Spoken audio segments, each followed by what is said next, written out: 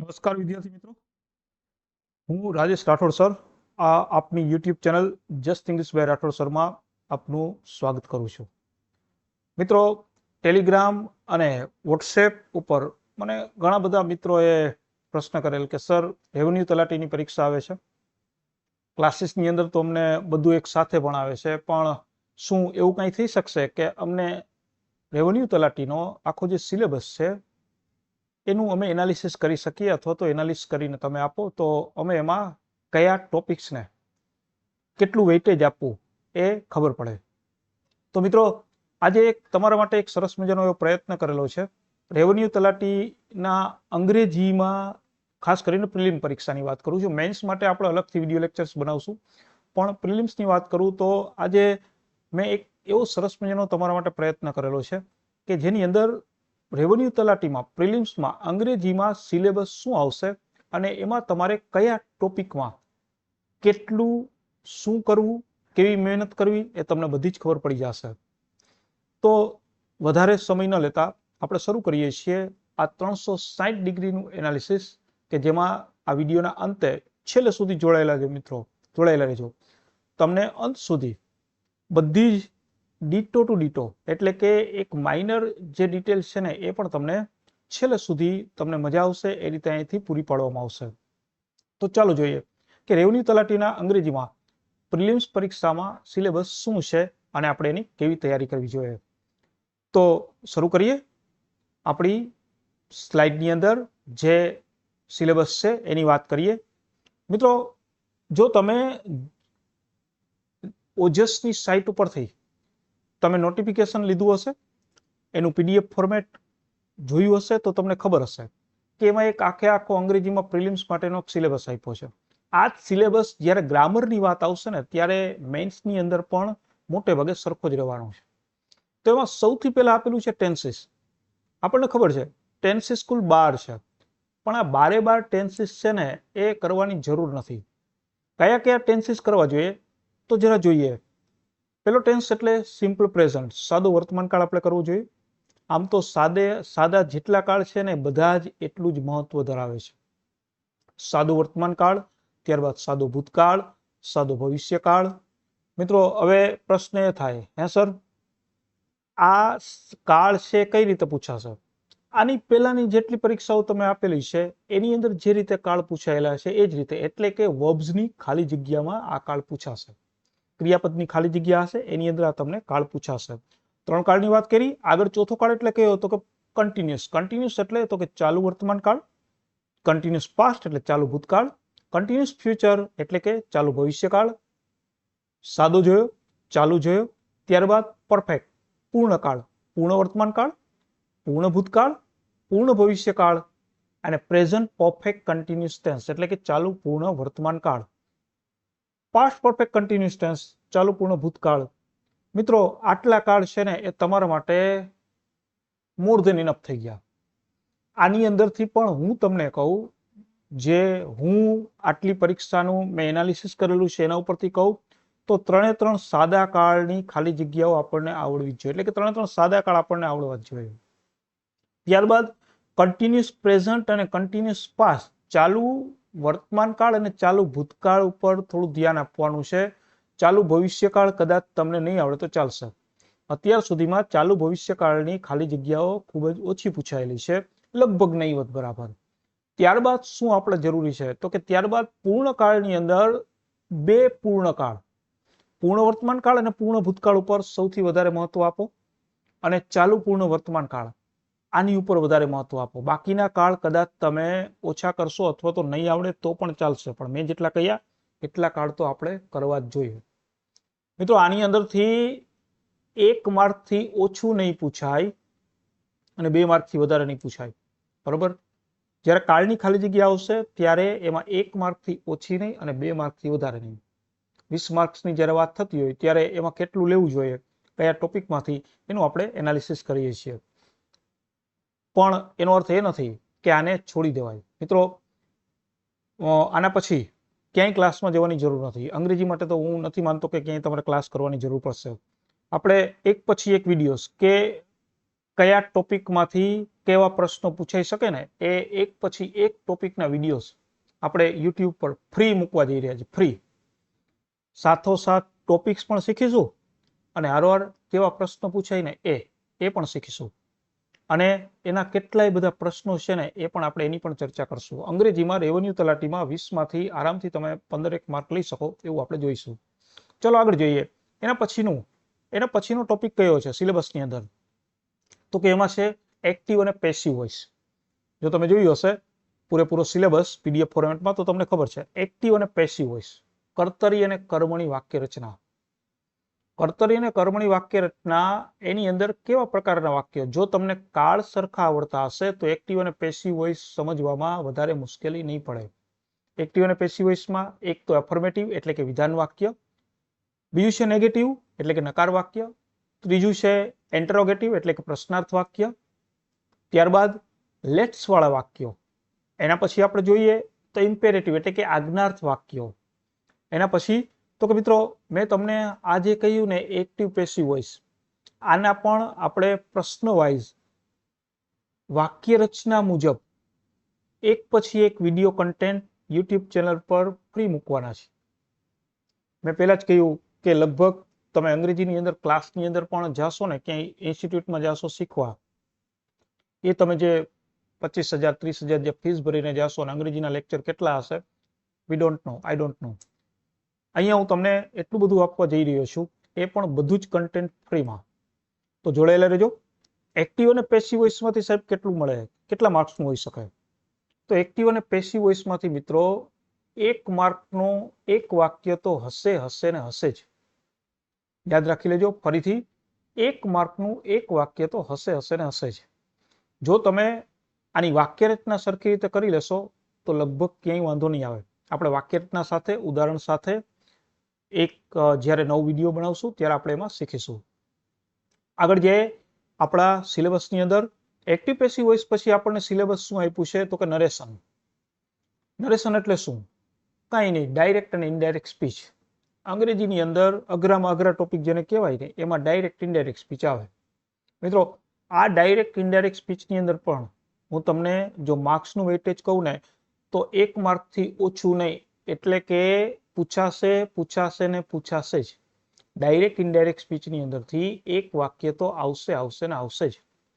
એમાં કેવા પ્રકારના વાક્યો? તો કે એમાં એસર્ટિવ એટલે કે વિધાન વાક્યનું ડાયરેક્ટમાંથી ઇનડાયરેક્ટ સ્પીચ. કેટલા મિત્રો એવું પૂછે હા સાહેબ ઇનડાયરેક્ટ સ્પીચમાંથી ડાયરેક્ટ સ્પીચ પૂછાય? ના, ઇનડાયરેક્ટ સ્પીચમાંથી ડાયરેક્ટ સ્પીચ ઉલટું પૂછાતું નથી, મોટે ભાગે નથી પૂછાતું, તમને પણ નહીં પૂછાય. નેગેટિવ બીજો પ્રકાર એટલે નેગેટિવ એટલે નકાર વાક્ય. ત્રીજો એટલે શું તો કે ઇન્ટરોગેટિવ એટલે કે પ્રશ્નાર્થ વાક્ય. ચોથો પ્રકાર એટલે એક્સક્લેમેટરી એટલે ઉદ્ગાર વાક્ય. 6 પ્રકારના વાક્ય ડાયરેક્ટ ઇનડાયરેક્ટ સ્પીચમાં હોય. 5મો પ્રકાર એટલે ઇમ્પેરેટિવ સેન્ટેન્સ, આજ્ઞાર્થ વાક્ય. અને છેલ્લો એટલે લેટ્સ વાળા વાક્યો. આ 6 પ્રકાર છે ને મિત્રો એ તમારા ડાયરેક્ટ ઇનડાયરેક્ટ સ્પીચમાંથી પૂછાય. પણ અહીંયા જરૂરી શું છે મિત્રો ખબર છે? આની અંદર તમારે જરૂરી શું તમારા માટે મહત્વનું છે તો કે આની અંદર જરૂરી છે ને એ આટલી વસ્તુ તમને આવડતી હોય ને, જો તમને ટેન્સીસ મોઢે હોય ને, ટેન્સીસની વાક્ય રચના મોઢે હોય ને તો તમે ડાયરેક્ટ ઇનડાયરેક્ટ સ્પીચ આરામથી શીખી શકો. બરોબર, આ ટેન્સીસની વાક્ય રચના છે ને એ તમને ક્યાં એક્ટિવ અને પેસિવ વોઇસમાં પણ કામ આવવાની છે. બરોબર, એક્ટિવ અને પેસિવ વોઇસની અંદર પણ કામ આવશે. ત્યારબાદ આ અસર્ટિવ સેન્ટેન્સ છે ને એ સૌથી મહત્વનું છે. આ સૌથી મહત્વનું છે. શું કામ એને? કારણ કે જો અસર્ટિવ સેન્ટેન્સના તમને નિયમો યાદ હશે ને, અસર્ટિવ એટલે કે વિધાન વાક્યના નિયમો તમને યાદ હશે ને તો તમારા માટે બાકીના નિયમો એટલે કે બાકીના પ્રકારની અંદર શીખવું બહુ સરળ થઈ જશે. મોટાભાગના નિયમો છે ને અસર્ટિવના એ બાકીના બધા પ્રકારમાં રિપીટ થાય છે, એટલે એ તમારા માટે બહુ સહેલું થઈ જશે. ત્યારબાદ છે મેં કહ્યું એ પ્રમાણે નેગેટિવ, એક્સક્લેમેટરી, ઇમ્પેરેટિવ. આ ટોટલ 6 પ્રકારના વાક્ય તમારે ભણવાના છે. અઘરું નથી. મેં હમણાં જ કહ્યું કે હું આ બધાના વિડીયો એક પછી એક યુટ્યુબ ઉપર ફ્રી મૂકવાનો છું. જોતા રહેજો, જોડાયેલા રહેજો અને તમારા મિત્રોને પણ કહેજો. કેટલી વખત મેં કહ્યું ને કે આંગળી ચિંધ્યાનું પુણ્ય પણ કામ આવતું હોય છે. સારું, આગળ વધીએ. એના પછીનો ટોપિક એટલે તમારા સિલેબસની અંદર શું તો કે એના પછીનો સિલેબસ છે ને એ શરૂ કરીએ એ પહેલા સાહેબ તમે આની અંદર શીખવાડી તો દેશો, પછી અમારે પ્રેક્ટિસ કેમ કરવી?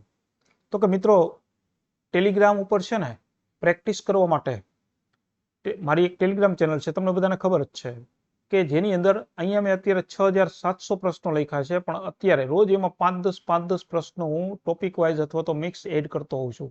અત્યારે એમાં 6800 થી પણ વધારે પ્રશ્નો મૂકેલા છે. જો આટલા પ્રશ્નો પણ તમે કરો ને, આટલા પ્રશ્નો પણ, તો પણ પેપર લગભગ બહાર નહીં જાય. બરોબર, ટેલિગ્રામની અંદર તમે આરામથી એની પ્રેક્ટિસ કરી શકશો. જે કંઈ પણ તમે અહીંયા શીખવાના છો એની જ પ્રેક્ટિસ તમે ટેલિગ્રામ ચેનલ, અને ટેલિગ્રામ ચેનલનું નામ છે just English by Rathod sir. Free video lecture માટે તમને ખબર જ છે આપણી યુટ્યુબ ચેનલ છે just English by Rathod sir. તો પ્રેક્ટિસ માટે અને મેં કહ્યું એ પ્રમાણે કે ફ્રી વિડીયો લેક્ચર્સ માટે યુટ્યુબ ચેનલને સબસ્ક્રાઇબ કરો અને પ્રેક્ટિસ માટે Telegram channel just English by Rathod સરને સબસ્ક્રાઇબ જરૂરથી કરજો. મિત્રો ઘણી વખત આવડતું હોય પણ પ્રેક્ટિસ ન થતી હોય ને તો પણ આપણે અટકી જતા હોઈએ.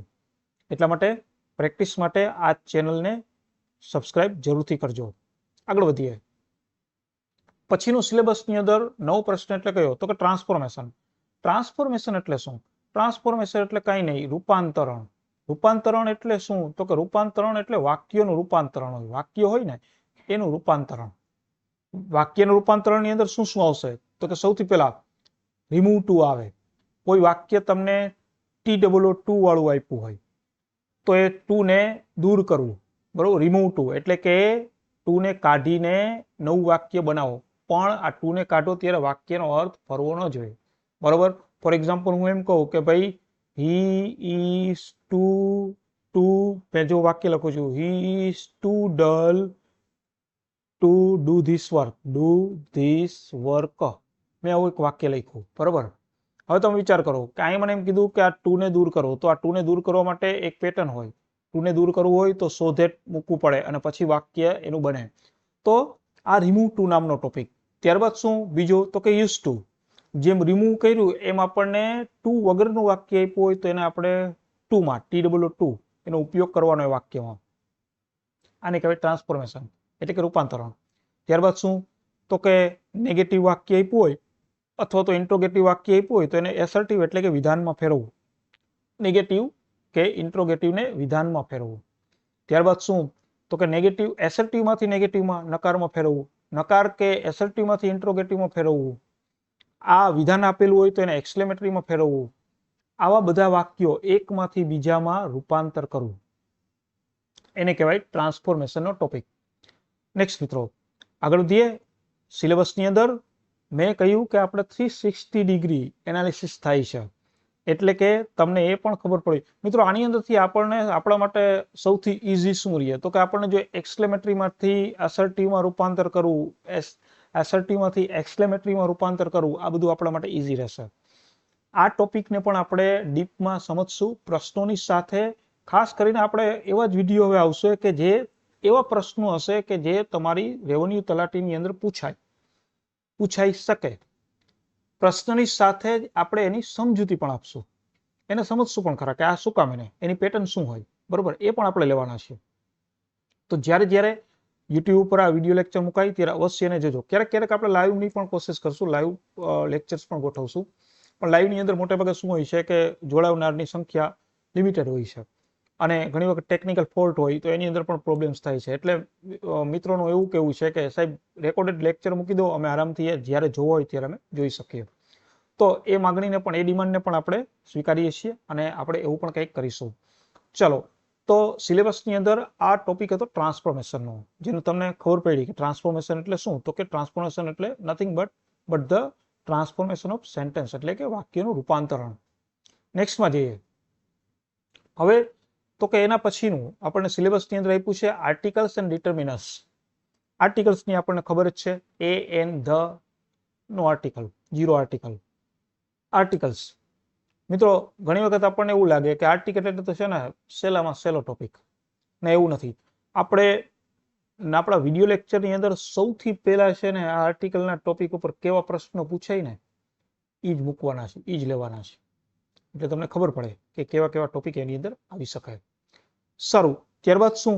હા, એ પણ કીધું મિત્રો, આર્ટિકલનો પણ એક પ્રશ્ન હશે ને હશે જ. બરોબર, પેપર ચાહે તમારું એ ક્લાસ 3નું હોય કે ક્લાસ 1-2નું હોય, સામાન્ય રીતે આર્ટિકલ વગરનું પેપર અંગ્રેજીની અંદર ન હોય. એકાદ પ્રશ્ન તો આર્ટિકલનો લે જ છે. ત્યારબાદ ડિટર્મિનન્સ એટલે શું? તો કે each, every, little, a little, few, a few, the few, some, many, આ બધાને શું કહેવાય? તો કે ડિટર્મિનન્સ કહેવાય. ત્યારબાદ પોઝેસિવ અને ડેમોન્સ્ટ્રેટિવ એટલે કે પ્રોનાઉન્સ. ઘણી વખત પોઝેસિવ અને ડેમોન્સ્ટ્રેટિવ. પોઝેસિવ એટલે માલિકીનો હક ધરાવતા અને ડેમોન્સ્ટ્રેટિવ એટલે શું? સૂચક, જેને કહે ને એ. આવા તમારા આર્ટિકલ્સ, જે આર્ટિકલ્સની તો ખબર પડી ગઈ. ડિટર્મિનન્સની અંદર તમને આવું પૂછાશે. આમાંથી પણ 1 માર્કનું હશે જ. હું તમને અત્યારે જે કહું છું ને મિનિમમ 1 માર્કનું કહું છું, બરાબર? એનાથી ઉપર હોય. હું તમને એ કહું છું કે આ ટોપિક તો આવશે આવશે ને આવશે જ. આગળ વધીએ.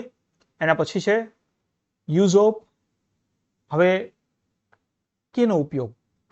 તો કે આમ જોઈએ ને તો આ રેવન્યુ તલાટીમાં આખું વ્યાકરણ લઈ લીધું છે, બરોબર?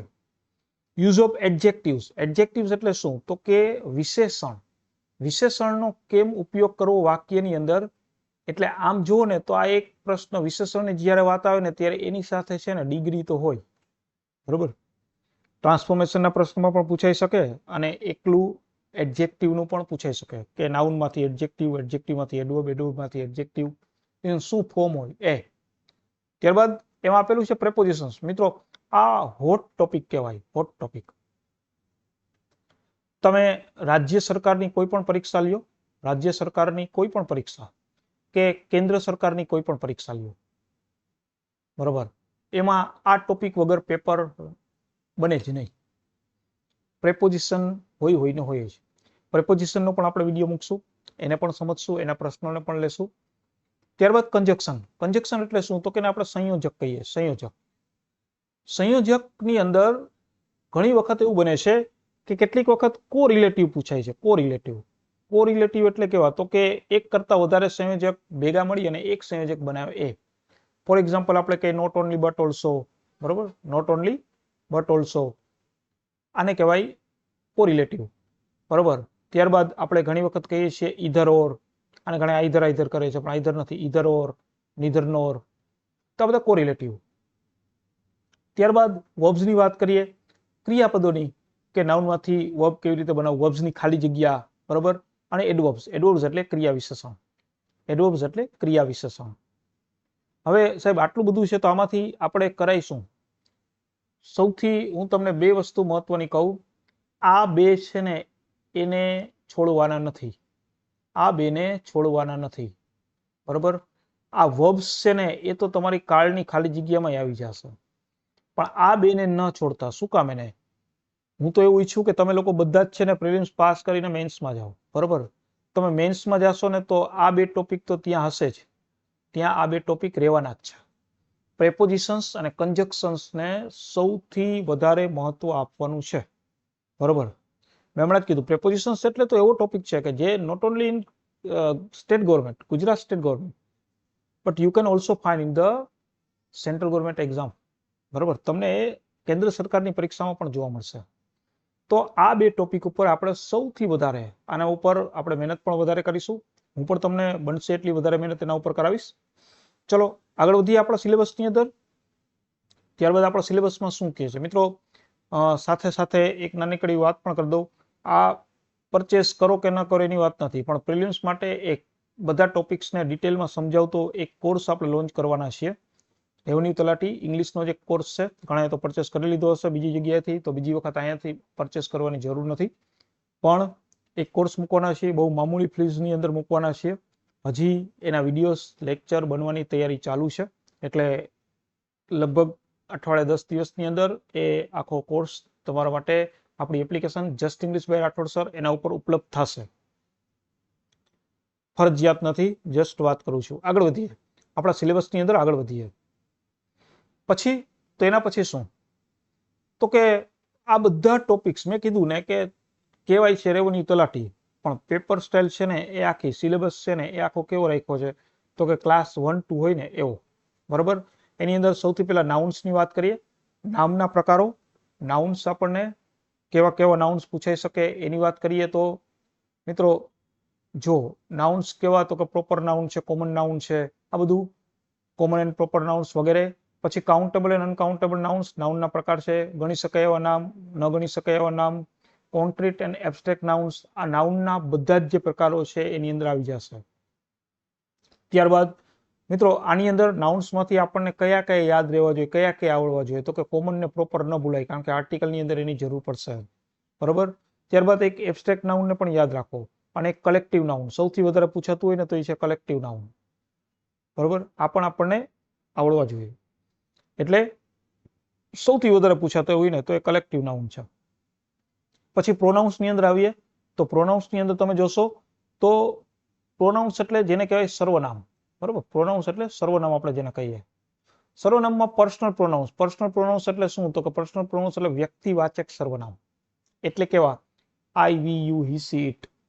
પછી સબ્જેક્ટ અને ઓબ્જેક્ટિવ પ્રોનાઉન્સ, કર્તા વિભક્તિના અને કર્મ વિભક્તિના સર્વનામ, મી છે, હિમ છે, બરોબર, એવા. ત્યારબાદ પોઝેસિવ. પોઝેસિવ એટલે કેવા, તો કે માલિકીનો ભાવ દર્શાવે, માલિકીનો ભાવ દર્શાવતા સર્વનામ, એને કહેવાય પોઝેસિવ. જેમાં માય આવે, માઇન આવે, માય ક્યારે મૂકવું ને માઇન ક્યારે મૂકવું, બરોબર. અવર આવે, અવર્સ આવે, અવર ક્યારે મૂકવું ને અવર્સ ક્યારે મૂકવું. તો આ પોઝેસિવ પ્રોનાઉન્સ. રિફ્લેક્સિવ પ્રોનાઉન્સ. રિફ્લેક્સિવ એટલે શું, તો કે રિફ્લેક્સિવ આપણે જેને સ્વવાચક કહીએ એવા સર્વનામ. બરોબર. My self, your self, himself. પછી ઇન્ટેન્સિવ પ્રોનાઉન્સ, જેના ઉપર ભાર દર્શાવીએ આપણે, એને ઇન્ટેન્સિવ કહેવાય. આ ઉપરાંત ડેમોન્સ્ટ્રેટિવ, ઇમ્પર્સનલ, ઇન્ટરોગેટિવ, રિલેટિવ પ્રશ્નવાચક સર્વનામો છે. રિલેટિવ એટલે કે સંબંધક સર્વનામો છે. સંબંધક સર્વનામ એટલે કેવા, તો કે આપણે જેને હુ, વિચ, ધેટ, બરોબર, આ આપણા રિલેટિવ પ્રોનાઉન્સ છે. આમાંથી કયા પ્રોનાઉન્સ ઉપર આપણે સૌથી વધારે મહત્વ દેવાનું છે, તો એમાં યાદ રાખો સૌથી વધારે મહત્વ છે ને એ આપણું આ પોઝેસિવ પ્રોનાઉન્સ આપણને આવડવું જ જોઈએ. આનો આપણે આખો એક વિડીયો લેક્ચર બનાવેલો છે અને નવેસરથી પણ બનાવવાના છીએ. ત્યારબાદ આપણને એક છે ને આ રિલેટિવ પ્રોનાઉન્સ છે ને એ આવડવું જ જોઈએ. આ બેમાંથી તો 1 માર્કનો પ્રશ્ન હશે ને હશે જ. એટલે આ બે પ્રોનાઉન્સમાંથી આપણો 1 પણ માર્ક, એટલે કે માર્ક આપણો જવો જ ન જોઈએ. આના માટે શોર્ટકટ સાથેના વિડીયો તૈયાર કરેલા છે, યુટ્યુબ ચેનલ ઉપર કદાચ છે પણ ખરા, અને ન હોય તો હું એને ફરીથી અપલોડ કરીશ આપણે નવા વિડીયો સ્વરૂપે. બરાબર. આ આપણાથી ભૂલાવું ન જોઈએ. આ બે પ્રોનાઉન્સ તો આપણને આવડવા જોઈએ, આવડવા જોઈએ ને આવડવા જ જોઈએ. પોઝેસિવ એટલે માલિકીનો ભાવ દર્શાવતા, મેં હમણાં જ કીધું કેવું, તો કે માય અને માઇન, યોર અને યોર્સ, ઇટ્સ એપોસ્ટ્રોફી એસ વાળું અને એક ઇટ્સ એપોસ્ટ્રોફી એસ વગરનું, ધૈર અને ધૈર્સ. બરોબર છે. રિલેટિવ એટલે કેવા, હુ, વિચ. હુ અને વિચની તો છે ને મેં બે શોર્ટકટ મૂકી છે, યુટ્યુબ ચેનલ ઉપર જોજો, શોર્ટકટ મૂકેલી છે. હુ ક્યારે લેવું અને વિચ ક્યારે લેવું. બરોબર. પ્રશ્નવાચક નથી, રિલેટિવ, સંબંધક સર્વનામ. તો યાદ રહેશે મિત્રો. આગળ વધીએ. એના પછી હવે તો કે આ તો આગલા જે ટોપિક જોયા ને એ બધા વ્યાકરણને લગતા ટોપિક્સ હતા. હવે જે ટોપિક્સ છે ને એની અંદર શું લીધું છે, તો કે વોકેબુલરી લીધું છે, વોકેબ્યુલરી એટલે કે શબ્દ ભંડોળ લીધું છે. આ શબ્દ ભંડોળની અંદર સૌથી પહેલા લીધું છે યુઝ ઓફ ઇડિયોમેટિક એક્સપ્રેશન. ઇડિયમ એટલે શું, તો કે રૂઢિપ્રયોગો. મિત્રો આના માટે છે ને દરેક પરીક્ષામાં ઉપયોગી થાય ને એવા 2 પાર્ટમાં મેં યુટ્યુબ ચેનલ ઉપર 2 પાર્ટમાં વિડીયોઝ મૂકેલા છે. બરોબર. ઇડિયમ્સ પાર્ટ 1 અને idioms part 2, most IMP idioms જોવા જેવા છે, એક વખત જોઈ લેજો. ત્યારબાદ સિનોનિમ્સ ને એન્ટોનિમ્સ તો હોય જ, સમાનાર્થી ને વિરોધાર્થી શબ્દો તો હોય જ. એ સાહેબ કેટલા બધા હોય, ક્યાં કરવા? સૌથી મોટો પ્રશ્ન આપણને હોય કે આ સમાનાર્થી ને વિરોધાર્થી શબ્દો તો સાહેબ કેટલા બધા હોય, ઇડિયમ્સ તો કેટલા બધા હોય, તો ક્યાં કરાય?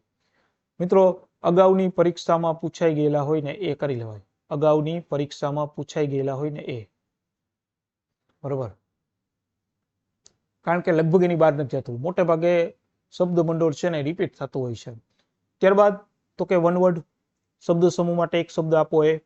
એના પછી શું, તો કે અફિક્સિસ અને પ્રિફિક્સિસ બંને હશે. પ્રત્યય જે આગળ લાગે છે અને પાછળ લાગે છે.